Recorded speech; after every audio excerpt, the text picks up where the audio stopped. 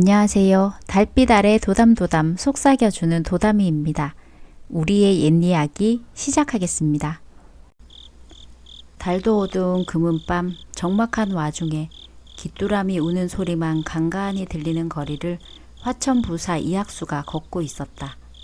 백성들이 어찌 사는가 실상을 살피기 위해 남루한 옷차림을 하고 나와 자맹을 하는 것이다.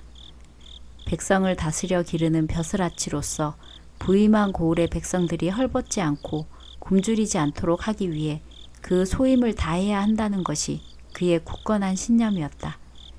이학수의 어진 다스림 덕분에 이 고을에서는 배골고 억울한이 없이 평안하였다. 내가 화천부사로 부임해 온 지도 벌써 5년이 다 되었구나.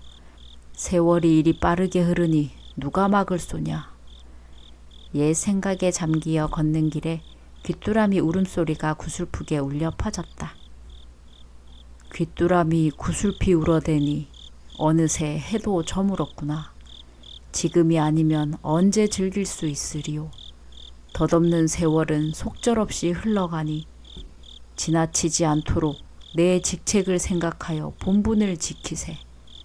즐기는 것은 좋지만 탐닉하면 안 되나니 어진 선비는 언제나 삼가고 또 삼간다네. 언제 읊어도 좋은 시야. 지나치지 않도록 내 직책을 생각하여 본분을 지키세.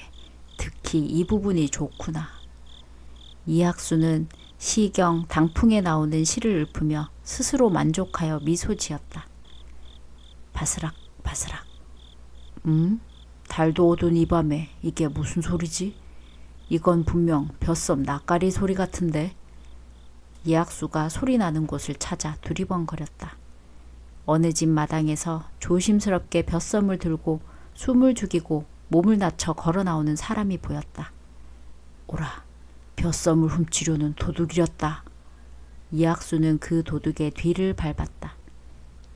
그 도둑을 보며 아직도 우리 고을에 도둑이 있었던가 갸웃하는데 도둑은 어느새 허술한 초가집으로 들어섰다. 그런데 기이하게도 그 도둑은 훔친 벼섬을 가지고 집 안으로 들어갔다. 집 안에서 뭘 하려는 건지 봐야겠다. 이학수는 집 뒷문으로 돌아가 창에 구멍을 내고 안을 들여다보았다. 방 안에는 병색이 짙은 여인이 누워 있었는데 벼섬을 끌고 들어온 사내를 보고는 벌떡 일어나 물었다. 그게 무엇입니까? 보면 모르오? 여인의 다그침에 사내는 기가 죽어 어물거리며 대답했다. 무언지 몰라서 묻는 게 아닙니다. 이 밤에 벼섬이 어디서 난 것입니까? 꾸어왔소. 추궁을 하는 여인의 목소리가 점점 커지는 반면 사내의 목소리는 점점 기어들어갔다. 캄캄한 밤중에 누가 꾸어 주었단 말입니까? 어서 가져다 주고 오십시오. 그 말을 들은 사내는 급하게 여인에게 사정하는 투로 말했다. 당신이 알아놓은 지 오래인데 도통 먹지를 못하니 병이 더 깊어지는 것 아니오. 당신을 돌보느라 올해는 농사도 짓지 못하여 우리 수중에는 돈과 양식이 떨어진 지 오래되었다오. 그렇다고 누워있는 당신을 두 손 놓고 보고만 있을 수는 없고 해서 일을 벌인 것이오. 사내는 말을 잇지 못하고 울음을 삼키는 듯 하였으나 끝내는 참지 못하고 눈물을 떨구었다. 내가 잘못했소. 허나 당신이 기운을 차려야 우리가 살 것 아니오. 오늘 빚진 벼섬은 당신이 먹고 힘을 내 자리를 털고 일어나면 우리 둘이 열심히 일해서 배로 갚으면 되지 않겠소? 아니 됩니다. 여인은 한 채에 물러섬이 없었다. 이것은 도둑질이고 당신이 이리 하시면 도둑이 되는 것이요. 나는 도둑의 여편네가 되는 것입니다. 아무리 없이 살아도 어찌 도둑질한 것으로 배를 불린단 말입니까? 그리 살 바엔 차라리 목숨을 끊는 게 낫겠습니다. 여인은 매섭게 소리치며 부엌으로 나갔다가 식칼을 들고 방으로 들어섰다. 여보! 그걸 본 사내는 소스라치게 놀라 여인의 손에 든 식칼을 빼앗으려 하였으나 여인은 뺏기지 않으려 뒤로 물러나며 소리쳤다. 어서 그 벼섬을 제자리에 가져다 두고 오세요. 그렇지 않으면 나는 이 자리에서 당장 죽는 게 낫습니다. 알겠소. 내 당장 가져다 놓고 올 테니 그 칼을 치우시오. 기겁을 한 사내는 당장 벼썸을 들고 자리를 박차고 나왔다. 내외가 하는 양을 조용히 지켜보던 이학수는 여인의 처사에 깊이 탐복하며 어기적거리며 걸어가는 사내의 뒤를 쫓았다. 사내가 벼썸을 훔친 집으로 들어가는 걸 본 이학수는 이제는 되었다 흐뭇한 마음으로 돌아서는데 그 집에서 큰 소란이 일었다. 도둑이야! 사건의 전말을 알고 있는 이학수로서는 아차 싶은 순간이었다.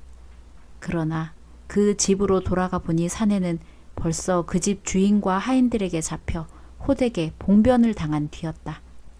어서 이 도둑놈을 관하로 끌고 가거라. 주인의 명의 하인들은 그 사내를 끌고 관하로 갔다. 조용히 뒤따라가던 이학수는 지금은 자신이 나설 때가 아니라 생각되어 숙소로 돌아왔다. 다음날 아침이 되자 형방이 야단법석을 떨며 이학수에게 지난밤 있었던 일을 보고했다. 알겠다. 이 일은 내가 처리할 테니 그 사내를 안으로 들여보내라. 그 사내는 결박당한 채로 나졸들에게 끌려 들어왔다.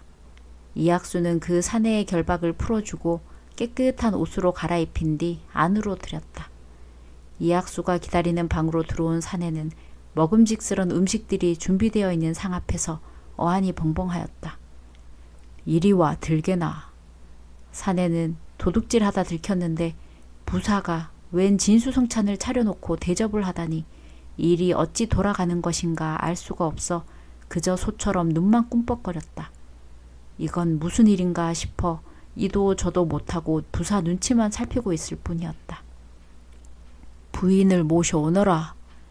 이 말이 끝나고 곧이어 여인이 들어오는데 가만 보니 자신의 아내였다. 여보, 당신이 왜 여길?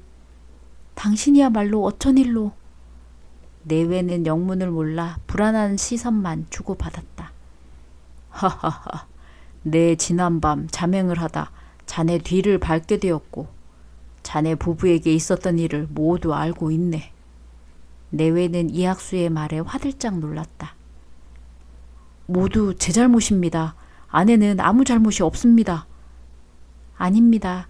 부부는 일심동체라 어찌 남편의 탓으로만 돌릴 수 있겠습니까? 흐뭇하게 부부를 바라보던 이학수가 말을 이었다. 자네는 정말 훌륭한 아내를 두었더군. 자네가 아내의 말을 듣고 벼썸을 다시 가져다 두는 걸 보고 나는 이루 말할 수 없는 감동을 받았다네. 그래서 이걸 전해주려고 한다네. 이학수는 흡족한 표정으로 소매자락에서 보자기를 꺼내 사내에게 넘겨주었다. 사내가 묵직한 보자기를 열어보자 금덩이가 나왔다. 이건 금덩이가 아니옵니까?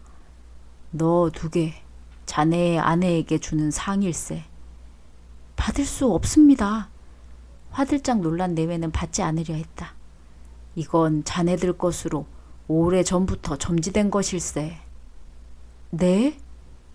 뜬구름 같은 이학수의 말에 두 내외는 이해할 수 없다는 표정이었다. 그러자 이학수는 그 금덩이에 얽힌 사연을 얘기하기 시작했다.